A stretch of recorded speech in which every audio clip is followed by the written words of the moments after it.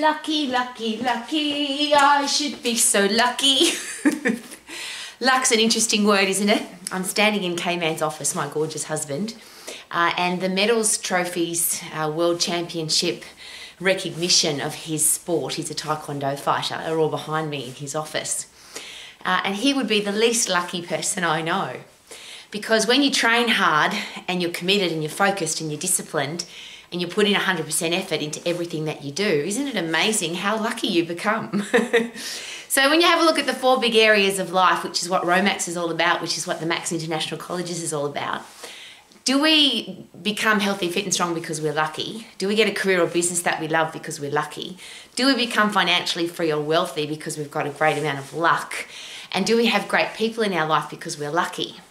And there's probably 2 answers to that, because I could say yes. There are some people that have great genetics. That's luck, of course. But are there people who are beautiful physically, but they haven't looked after themselves? So they've got great genetics. They're lucky to have great genetics. It's given them a beautiful face or a beautiful body.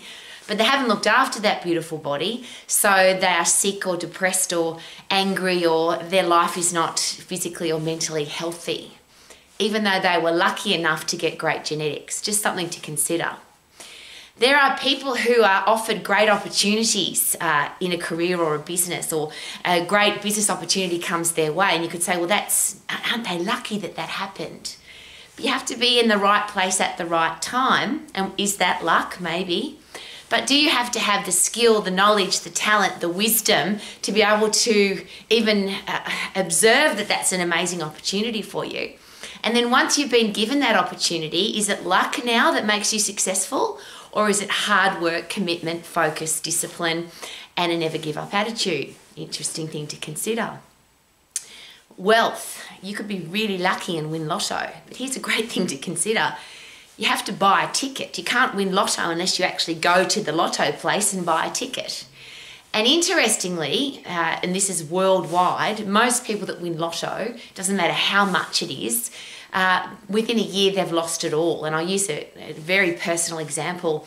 Some friends of mine in America, they won the Southern Californian lottery, $129 million. And it was a family affair, and within a couple of years, they were all bankrupt, no money. 129 million US dollars. So you might be lucky enough to win lotto, you still have to buy a ticket. But what do you do with the money after that? You have to be wise, smart, intelligent, committed, focused, disciplined to look after your money. Then the people that have made money by their own hard work, is that to do with luck? And you could say, yes, they were so lucky because they had a great business opportunity or somebody offered them this great career path. But did they have to be focused, committed and disciplined to keep the money coming in? And if you want to be wealthy, is it about luck or is it about hard work? Is it about focus, commitment and discipline? And then great relationships. You could be lucky enough to meet some beautiful person. And I stand in an office of a man who is intelligent, he's funny, and I share both of those because my father always said to me, if you're ever going to have a soulmate, or if you're ever going to get married, if you're ever going to devote your life to another human being, make sure they're intelligent and make sure they're funny. That was driven into me by my own father. And I'm very privileged, lucky, that I attracted K-Man into my life. He's intelligent, he's funny, he's wise, he's disciplined, focused, committed, he's a world champion fighter, he's a successful businessman, he's a published research scientist, he's got a master's degree in exercise science. His list of wowness is very long. But do you attract somebody like that into your life because you're lucky? Or because you have to be that same kind of person? If you want to attract a funny person into your life who's got a great sense of humour, could it be important for you to have a great sense of humour? If you want to attract an intelligent person into your life who's a critical thinker, who's logical, who's got common sense, is it possible that they wouldn't be attracted to you if you were a person that just followed the crowd and listened to what everybody else does? And that's one of the conversations we have at our house all the time. We both feel very privileged that we found each other, but I don't think that's luck. I call that 2 great people who were lucky enough to find each other. But we had to be in the right place, and you have to go to the places where those people are. So I met K-Man at an exercise and fitness conference. Fancy that, very lucky. I paid for my own ticket to go there. I paid for my own accommodation to go there. I paid for my plane ticket to get there. And I happened to, by luck, meet Cayman at that conference. Is it luck? And I think that if you have a look at genetics, if you have a look at, and there's that great question, do we become successful because of how we are, or because of nurture, because of the experiences that we had?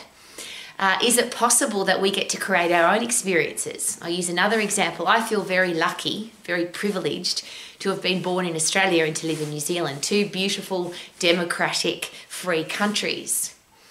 I am very privileged that I wasn't born, I feel very privileged that I wasn't born in a country that's run by a dictator, that's a third world country that doesn't have a tax system and doesn't have a hospitals or a police system. But I have met many, many people that were born in third world countries that were run by a dictator that have become very successful. They're healthy, fit and strong, they've got a career or business that they love, they're financially free and wealthy, and they've got great people in their life. So regardless of their circumstance, regardless of their bad luck, they still made something of their life. They did something with their life. Now, is it harder if you're born in a third world country with a dictator? I'm not sure, because it's just by evidence, evidently, all of the people that I've ever met, and it's not to say that everybody, but everybody that I've ever met that is healthy, fit and strong, has a career or business that they love, is financially free and has great people in their life, because to me that is the definition of success. Those people never had it easy. They never had it comfortable. They were never average. They never had somebody to look after them. They never had somebody to do stuff for them. Every single person I've ever met, they had a time in their life where they were at rock bottom. And there's a great fundamental philosophy there to consider. Is rock bottom the best foundation to grow a successful life? Do you have to hit rock bottom before you can climb? Do you have to have that rock bottom foundation before you can climb high? I would like to say the answer is no, because wouldn't that be sad to have shit happen before you make your life great? But it seems obvious, or it's evident, oh, you say that again, evidently, that seems to be the case. What do you need to do to create your own luck is my question. Do you need to get to a point where things are so bad that you make a change? And that's one of the challenges with comfort zone, with comfortable, with average. Most people in third and fourth world countries have to do something to change because their life is so crappy. If you live in a Western society and being poor in a Western country is very different than being poor in a third or fourth world African country, for example. It seems that poor in a Western country, you still have a big television, you still eat takeaway food, you still have a house, the government gives you money. And is it possible that because that comfort zone is always there, the worst case scenario in a comfortable Western society is that the government will look after you? And again, I'll go back to my father's most beautiful philosophy in life that he again hammered into me. The best place to find a helping hand is at the end of your own arm. Not from the government, not from your family, not from your friends, at the end of your own arm. And is that about creating luck? Are we lucky because we put ourselves in the right place at the right time? Are we lucky because we train and learn and educate? Are we lucky because we've decided we want our life to be a certain way? Is that what goal setting is all about? The luckiest people I know are the ones that have big goals. Excuse me. I'm excited. I'm sharing all of this with you because every single day I deal with people who tell me how unlucky they are. They have a terrible life. They are not very healthy. And they get sick all the time. They have a lousy, stinking, rotten job. They don't have any money. They've got terrible relationships, or worse, a combination of all of those. And they tell me how unlucky they are. But my question is always this: are we healthy, fit and strong because we're lucky, because we've got good genetics? Again, the reverse of that. I know plenty of people that have terrible genetics. I know plenty of people that they're missing an arm or a leg or both. They've got some kind of horrible genetic disease in their family, but they have still become healthy, fit and strong, and they're living their life to the max, even though they've had bad luck with their health and fitness. You might have had bad luck with a trainer, with the gym, with the diet, with a piece of exercise equipment. You tried it and didn't work. Do you know how many people say to me, I tried everything and it doesn't work? Is that bad luck that it didn't work? Or did you learn your anatomy and physiology so that you would now know why that doesn't work? A lousy, stinking, rotten job, is that something that you interviewed into? Did you choose that job? Can you leave that job? And in a world where all you've got to do is train, educate and learn, and you can become successful at anything that you want to do. I think that's the beautiful thing, that's the lucky thing about being a human being. You are not a tree, you are not rooted to the spot. If you don't like your job, if you don't like your relationship, if you don't like where you live, you can unroot yourself and get the hell out of there. Isn't that exciting? That's not luck, that's called, I want to change my life and I will. Could the best place to find a helping hand be at the end of your own arm? And even the people that don't have hands or arms have still become very successful.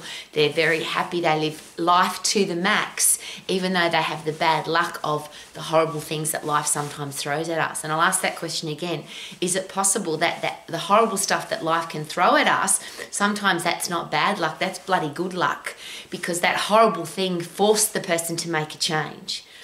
I could have got stuck in a lousy, stinking, rotten job if I'd done what everybody else told me to do. My family, my friends, my teachers, everybody. Rowa, you need to be a lawyer. I didn't want to be a lawyer. I wanted to be an exercise professional. So was that luck? Hell no. You know how many people have said to me, Rowa, you're so lucky. You've got a beautiful husband. You're healthy, fit and strong. You've had a career that you've loved all your life. You've never had a lousy, stinking, rotten job. You're financially free. Of course you're bloody lucky.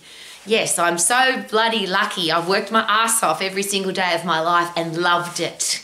And that's the difference, isn't it? If you're working your ass off and hating it, I'm sure that would be horrible. But I work really hard every day. I'm focused, I'm disciplined.